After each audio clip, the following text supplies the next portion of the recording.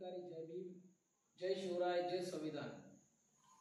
मित्रांनो, आज 15 ऑगस्ट भारतीय स्वातंत्र्य दिन। परंतु आपल्या देशामध्ये आणि आपल्या महाराष्ट्रामध्ये कुठेतरी गोरगरिबांचं, सर्वसामान्यांचं स्वातंत्र्य हिरवून घेण्याचा प्रयत्न आज बघायला मिळाला।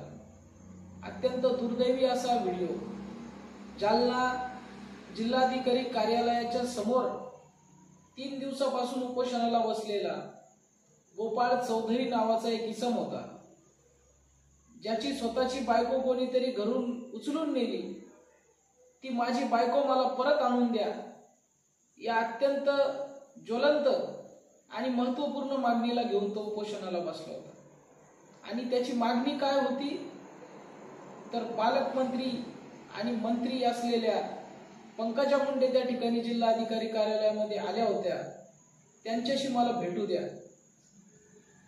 एवढ्या छोट्याशा मागणीवरून त्या ठिकाणी जिल्हाधिकारी कार्यालयाच्या समोर महाराष्ट्राची मान शर्मेने खाली झुकावी अशा पद्धतीचं घटना त्या ठिकाणी घडली। आणि महाराष्ट्राच्या पोलीस प्रशासनामध्ये जालन्याचे DYSP अनंत कुलकर्णी नावाचे, ज्यांनी त्या तरुणाच्या पाठीमध्ये कमरेत फिल्मी स्टाईल लाथ घातली, हा व्हिडिओ सबंध महाराष्ट्रामध्ये आणि देशभरामध्ये व्हायरल झालेला आहे। खरं तर वंचित बहुजन आघाडीच्या वतीने मी सर्वप्रथम या प्रकरणाचा जाहीर निषेध करतो आणि त्या अनंत कुलकर्णी नावाच्या नालायक पोलीसवाल्याला या व्हिडिओच्या माध्यमातून आदरणीय प्रकाश आंबेडकर साहेबांचा जमिनीवरचा कार्यकर्ता या नात्याने मी सांगू इच्छितो की परभणी येथे झालेल्या दंगलीमध्ये सोमनाथ सूर्यवंशी नावाचा एक तरुण, ज्याला अशाच काही क्रिमिनल माइंडच्या पोलीसवाल्यांनी त्या ठिकाणी कोठडीमध्ये डांबून मारून टाकलं, त्या सोमनाथ सूर्यवंशीला न्याय देण्यासाठी ॲडव्होकेट प्रकाश आंबेडकरांनी हायकोर्ट असेल, हायकोर्टातून न्याय मिळत नसेल तर सुप्रीम कोर्ट असेल, परंतु न्याय हा त्या तरुणाला दिलेला आहे।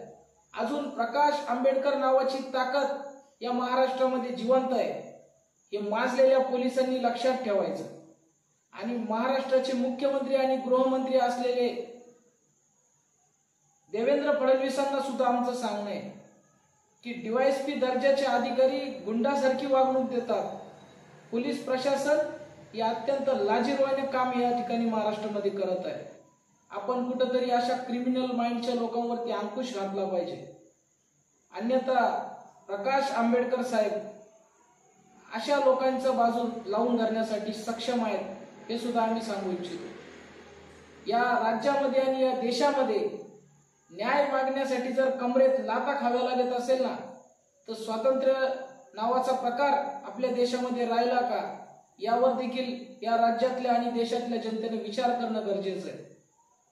या राज्यातल्या जनतेला आमचं आव्हान आहे की या ठिकाणचं सरकार तुम्हाला कुत्र्या मांजरासारखी वागणूक देतंय, या ठिकाणचं प्रशासन तुमची बाजू ऐकून घेत नाही, संविधानिक अधिकार असलेला तुम्हाला आंदोलनाचा अधिकार देखील तुमच्याकडून हिरावून घेतंय। कुठेतरी विचार करण्याची वेळ आपल्यावरती आलेली आहे। त्यामुळं राज्यातल्या जनतेने या घटनेकडे गांभीर्यानं बघावं, एवढीच मी विनंती करतो। आणि या हुकुमशाही आणि ठोकशाही सरकारला आपण मातीमध्ये घालण्याचं काम करावं, ही विनंती देखील आपल्याला करतो। थांबतो। जय भीम, जय भारत।